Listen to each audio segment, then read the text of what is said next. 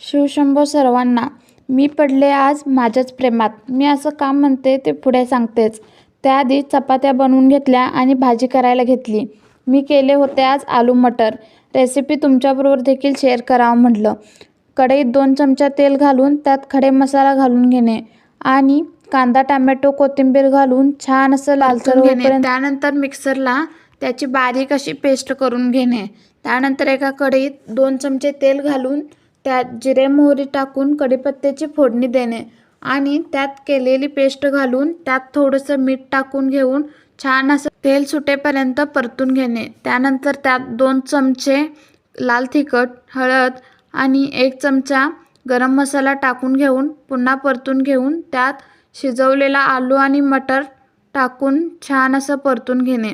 त्यानंतर थोडं पाणी घालून वरून थोडी कोथिंबीर घालून घेणे आणि सर्व करणे. खरंच ही भाजी इतकी छान लागते ना, म्हणून तर म्हणले मी स्वतःच्याच प्रेमात पडले.